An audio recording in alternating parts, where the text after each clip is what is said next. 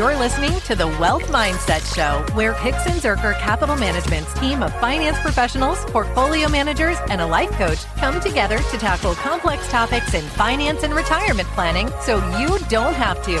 From investment strategies and wealth management to tax planning, retirement income, and aligning your money with your values and purpose, the Wealth Mindset Show offers the tools to thrive. All right. Hey. Welcome to the Wealth Mindset Show, where the Hinks and Zerker team will have conversations on managing wealth, navigating retirement, and making smart decisions for a secure, meaningful future.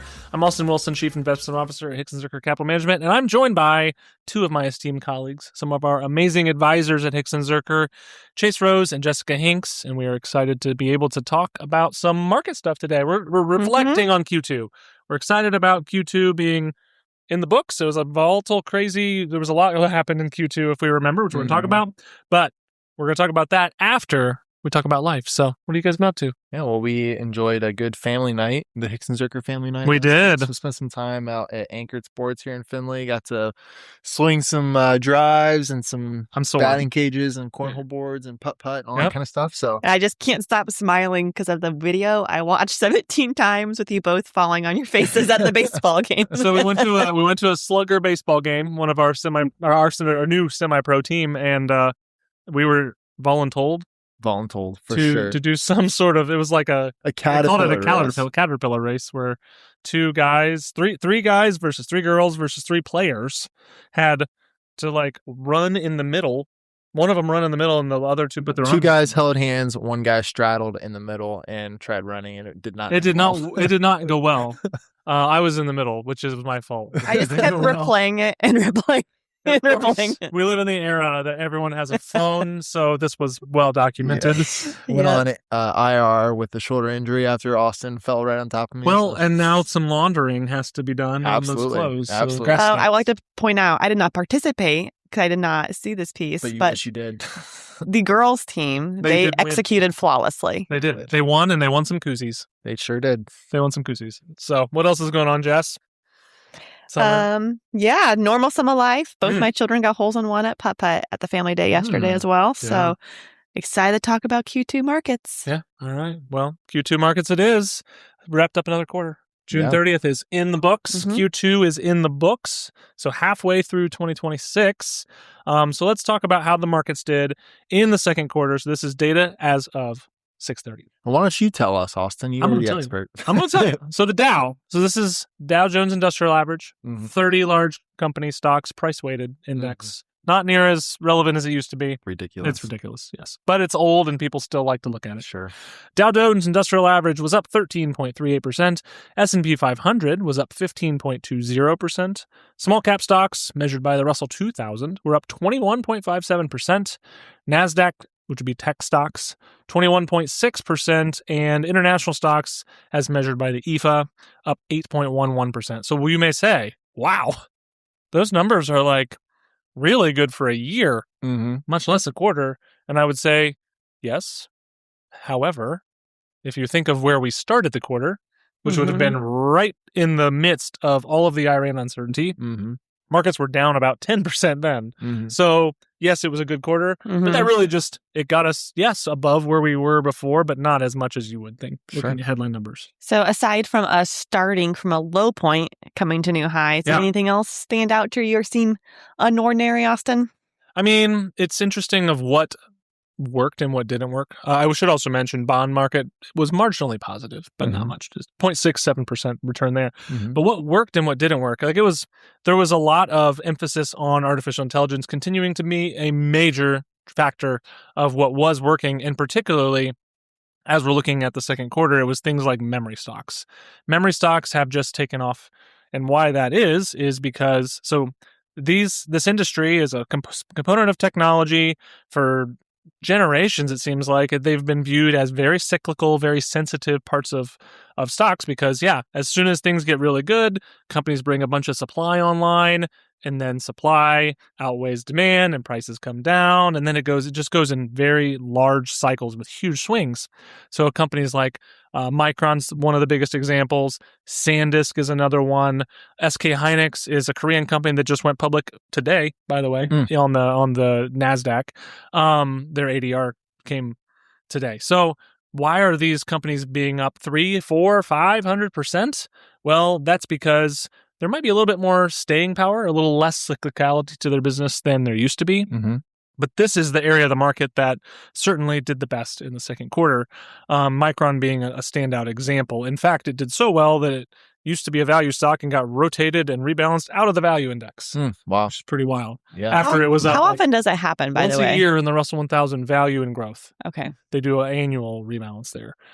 So why are these companies being treated so favorably by the market?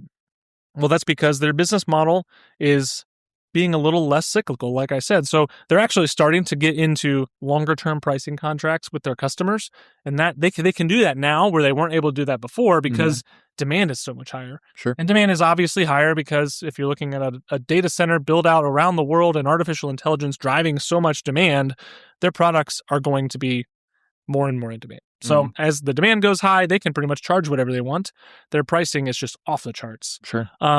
And if you're locking your customers in on longer term, locked in pricing contracts, you're locking in revenue and earnings therefore for years. Absolutely. So what it looks like right now is where these industries looked to have very short cycles where tons of supply would come online, then prices would fall.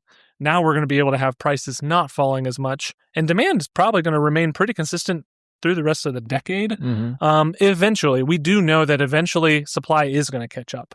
It's unclear as to when that is. So there might still be a year or two left of this. And there's actually still some pessimism into the pricing of these companies.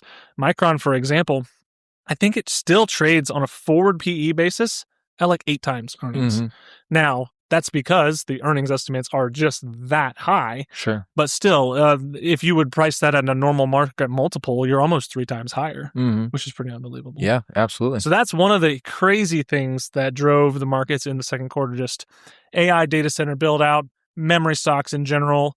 And that's been crazy. Yeah. When you think about artificial intelligence, obviously you think of the huge mega cap, large cap stocks like NVIDIA and Micron, like you mentioned, AMD. But actually the small cap sector is leading the U.S. large cap market this year, up over 20% year to date. So do you have any explanation as to why that might be? Yeah, it's a little bit of a catch up trade. And if you think about what had happened the last few years, small caps had lagged so badly to large caps that they usually trade their usual premium to large cap peers in terms of valuation was much lower than normal. So they usually trade at a premium just because there's a lot of uncertainty and stuff like that. But that premium that they have traded at, the discount to where it normally trades at, was much bigger. So there was a bit of a catch up to just get small caps back to where they should be. Sure. In addition to what we're seeing really in the markets right now is not just in the tech space, but across the entire market. Earnings growth is dang good. Earnings growth is really good. We're looking at upper teens probably for the S&P 500, which is just absolutely fantastic. But we're looking at in the small cap space even better earnings growth. Maybe even in the 20s. Well, I think it's interesting that you mentioned that this was a catch-up for small cap, simply because I've always heard that small cap was actually a leading indicator because they tended to rebound first outside of recessions. They tended to decline first into recessions. But it seems maybe the opposite happened. It is a little bit different, a little counterintuitive. But that also could be indicative of indicative, like indicating a broadening of the rally, right? So it seems like so think about 2022 is when this bull market started. We call it the AI bull market, right? That's when ChatGPT was launched and everyone started using it every day. 2022, well, starting out of that, it was NVIDIA and all of the mega caps that rallied, and then you had some of the other chip manufacturers join the rally last year, and then this year it's the memory trade. It's like you're nothing's melting up to the point where it just that section continues to go for years and years and years higher because one area will rip and then it'll cool off. The other area will rip and then it'll cool off. I mean, mega caps haven't really done that great. Sure. But the rest of the markets have done so well that the indices are actually up. But the small cap cyclicality is certainly real. But if you think that small caps are doing well and they are cyclical and maybe leading, that could be saying that, hey, maybe we don't have as rough of a patch ahead. There might be a little less uncertainty. And certainly we're seeing that in earnings estimates come through because earnings, as we know, over the long term, earnings are what drives stocks. And we're in I actually wrote a blog about this. Maybe we'll link it in the show notes. But maybe not like a bubble. Well, maybe for stocks anyway, we could be in an earnings bubble, because it's like, when's the last time we had 20% earnings growth plus for small caps, almost 20% for large caps? All these things happening at one time is crazy. Yeah, I like to point out, though, that a bubble is usually something growth without reason, whereas earnings, am I wrong to say you can't just have like fake earnings? Like earnings can't bubble because we're not saying revenue is there. It's we're not saying a factual. bubble in terms of a bubble that might pop, but in terms of maybe we're pulling ahead a lot of our future earnings into a very short period of time, and then things will kind of slow down. Okay. So that's the way compressed I'm thinking about contracts. It's a yeah. So we're getting 20% earnings right now, which is like double the historical rate, but that 20% earnings isn't probably sustainable for a long period of time. So maybe that'll taper off to 15 next year and 10, and then it might even go down a little bit below average. Over the long term, it's going to remain pretty consistent. So that is one of the things that certainly happened, and just the AI trade has been very, very strong. Another one is obviously Iran. So on March 30th, which would be almost the very end of the first quarter, we got a good Truth Social post from the president saying, hey, we're talking with Iran and we're going to work on a ceasefire. The market's just bounced off of that really hard. And that's certainly what we're seeing here in terms of market performance. But what happened in this whole Iran situation was an energy crisis, essentially. So the Strait of Hormuz, very important for global oil trade. Around 20% of global oil traffic goes through there, around 90 tankers per day in terms of oil tankers. That cut down to about zero for a long period of time. So that put a major spike in energy prices around the world. And what that has done is it's now flowed through to things like inflation, right? So we're sitting here looking at inflation now, where it was at like the low twos, we're back over 4. So 4% for CPI, obviously not what the Federal Reserve wants. They were like, oh, we're feeling pretty good around this 2. We can give you a couple interest rate cuts. This is great. Inflation in the 4s. The Fed's a lot less likely to be doing any interest rate cutting anytime soon. Sure. In fact, a lot of people have actually penciled in a hike or so this year. It depends on how that, if you start to see the energy situation resume kind of back to where it was, you might have a little bit less likelihood of a hike, but we're certainly not going to be getting any cuts anytime soon. So that is a change that happened really between the first quarter and the second quarter. Thinking about bonds as well, you mentioned some of the geopolitical conflicts and how it's affected energy prices. And with energy prices comes inflation. Yes. And when inflation comes around, higher interest rates normally follow as well. And it's not good for bonds. Exactly. And it's good to see, though, that bonds were still positive for the quarter because rates did come up ever so briefly, or not briefly, but marginally. But I think bonds are still paying a decent enough rate where it can offset the volatility with the prices that comes. That's exactly where it came from. You're getting your any actual total return you get from bonds right now, or over that particular period of time, it came from not price appreciation, because bonds were probably marginally negative in terms of price appreciation, but because starting yields were higher, you're actually locked in a pretty good income. Yeah, and to offset that. We focus a lot. It was probably a year or two ago when rates were peaking and starting to come down. We look at I believe it's the aggregate rates, whatever the interest rate is for the aggregate bond index, the forward 5-year return on average is highly correlated to whatever that rate is at that point. It's like a 0.9 R squared, like a really good fit. Exactly. And so moving forward, I mean, bonds have been well since that point, and they're continuing to truck along. So yeah, they're doing their job. They did not face a 10% correction when the equity market did, right? At the end of Q1, and that is certainly something that was welcome. And they, in a diversified portfolio, they did what they're supposed to. Absolutely. From here, where does it go? Obviously, inflation has picked up, and if inflation continues to go higher, that's also bad for interest rates would go up, bond prices would go down, and again, more likelihood of the Fed hiking rates than cutting rates, certainly at this point. Along with that, we got a new Fed chair during the quarter, so that's big news. So Kevin Warsh has a storied history. He was a Fed governor at one point, but he's done some stuff in the private world. He's very wealthy. He was appointed by President Trump, and there was a lot of discussion on how dovish he was going to be, which dovish meaning probably more likely to cut rates and loosen things up rather than tighten things. Well, he had his first meeting, and of course, rates were not changed. That was not unexpected. That was going to happen no matter what. But he actually came across sounding pretty hawkish, saying they're really going to be focusing on inflation, which is really what his job is. His job is one of his levers. So obviously they want full employment, and that's one part of the levers that the Fed has. The other one is going to be, of course, we're trying to manage price levels and make them relatively stable over a period of time, and higher inflation is not super good for that. Yep. So that was a change. Then we had also was a new Fed chair. Mm-hmm. Great. Have you ever thought about how your financial choices reflect what truly matters to you? At Hinks & Zerker Capital Management, we believe that integrating your values and dreams with your financial future is key to achieving peace of mind and confidence.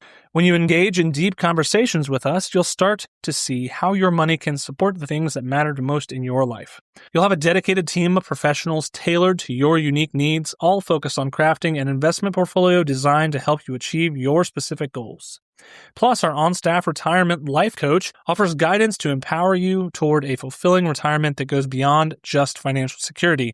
Ready to transform your relationship with money? Join us at hzcapital.com and let's embark on this journey together.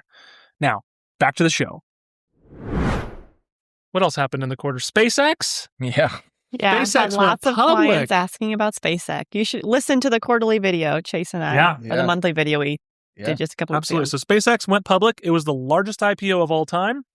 At one point, so Elon Musk became a trillionaire because of this. Yeah. And He is, kind of already was. On paper, though, he is officially. on paper, he is officially a trillionaire. I mean, when you're talking hundreds of billions or trillions, I mean... It's like- Let me make sure I'm getting this right. So we have 1,000 millions Is a is a billion. 1,000 billions is a trillion. Correct. Yeah. Yeah. And he has two of those. I think it's something like that. Yeah, it's like, he's over 1 trillion. It's unbelievable. And actually, he has more value of his net worth tied up in SpaceX than he does Tesla nowadays. Yeah, Which is kind of unbelievable. it is. Which, because, man, it's just... So SpaceX is public. There's a whole episode about that. Go listen to that, because there's some wild stuff. The valuation for the company, absurd. There is no way, based on today's information, that company is anywhere reasonably valued. Now, of course, that's not what we price stocks at. Are you saying it at its 220 peak or it's 150 current? Yes. price? Yes. Yes. Both. This is not a recommendation to short SpaceX by any means, but it's compared to what we would expect based on fundamentals. It's really crazy. It's really stretched by any means. But of course, we price stocks based on what we expect in the future. And there are some very bullish people out there who really think that this could change communications because of Starlink, and everything will be on Starlink throughout the whole world, and it'll just be crazy. And space is going to become a major thing, and we're going to start making money on it instead of losing money. They're losing money hand over fist in general. Another drama around this is the index providers. So Standard & Poor's, S&P 500 people.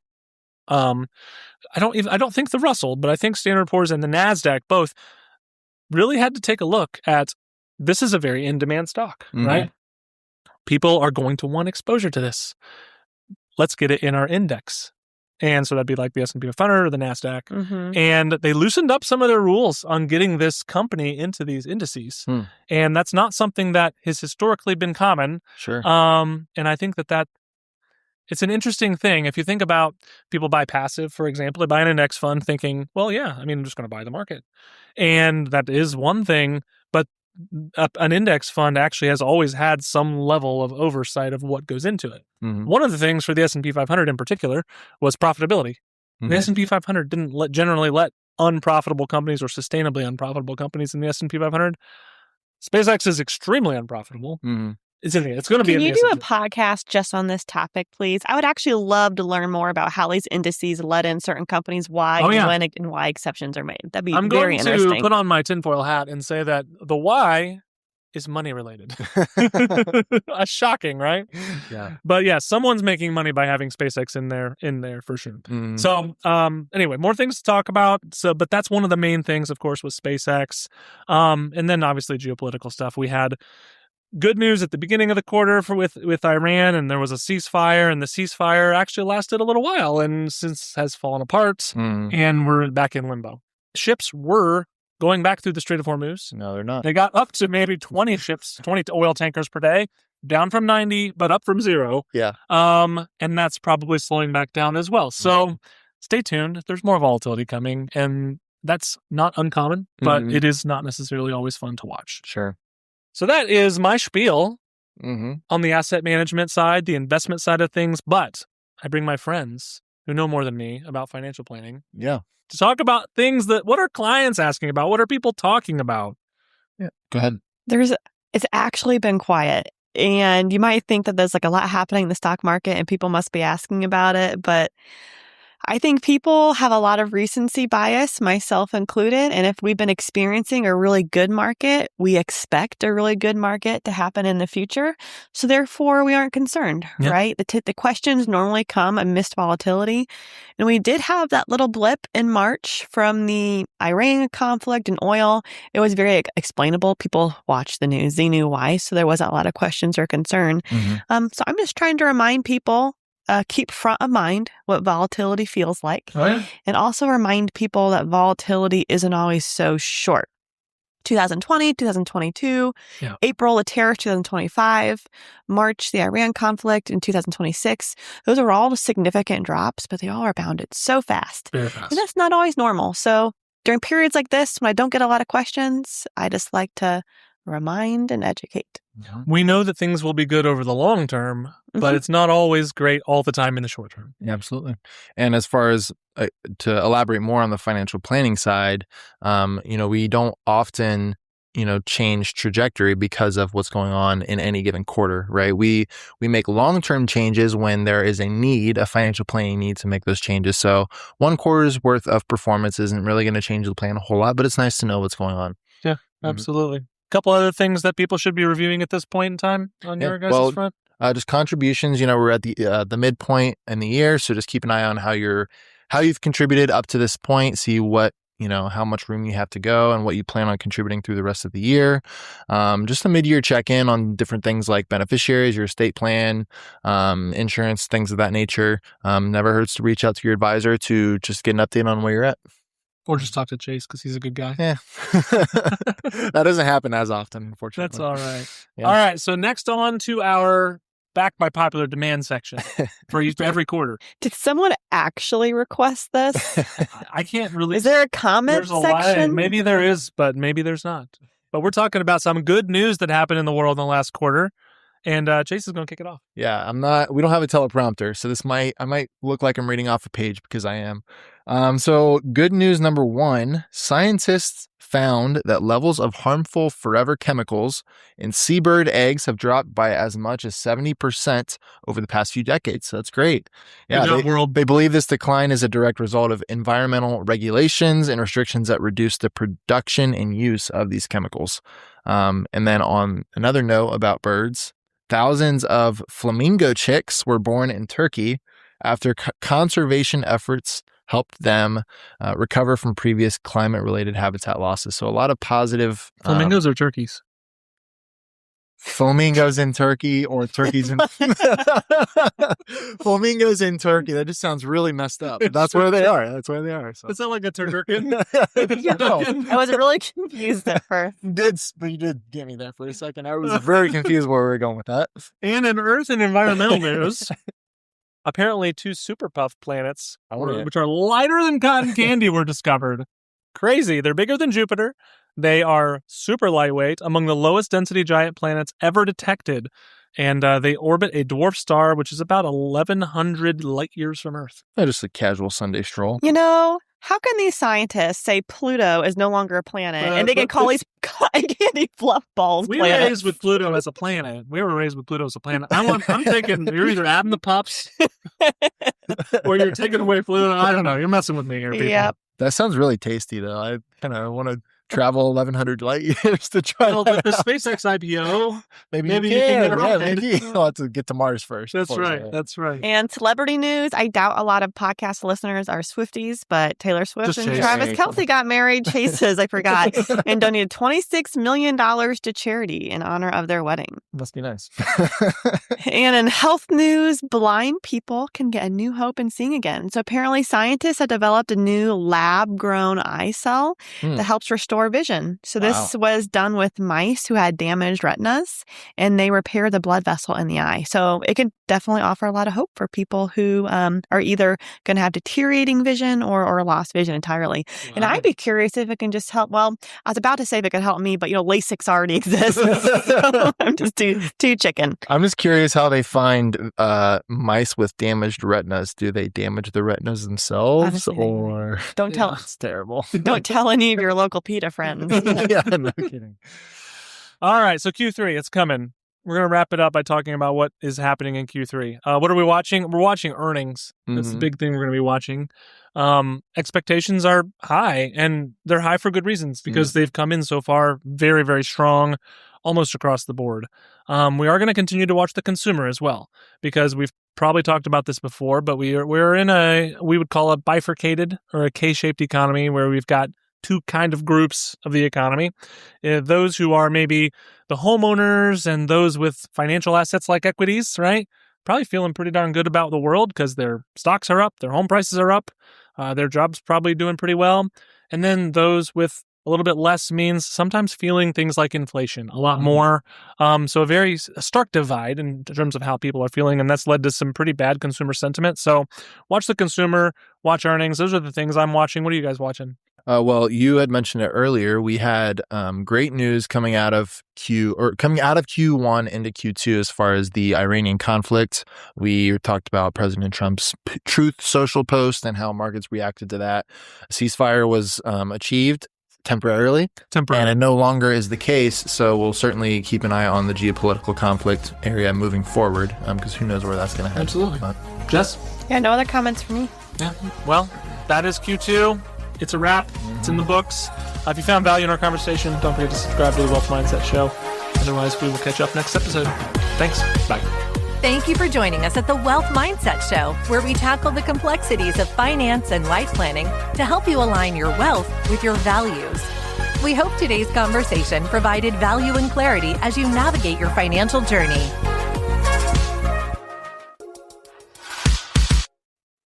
Your hosts work for Hinks & Zerker Capital Management, and all opinions expressed by them or any podcast guest are solely their own and do not reflect the opinions of Hinks & Zerker Capital Management. This podcast is for informational purposes only and should not be relied upon for investment decisions. Clients of Hinks & Zerker Capital Management may maintain positions in the securities discussed in this podcast. There is no guarantee that statements, opinions, or forecasts provided herein will prove to be correct. Past performance may not be indicative of future results. Indices are not available for direct investment, and any investor attempting to mimic index performance would incur fees and expenses that could reduce returns. Securities investing involves risks, including the potential loss of principal, and there is no assurance that any investment plan or strategy will be successful.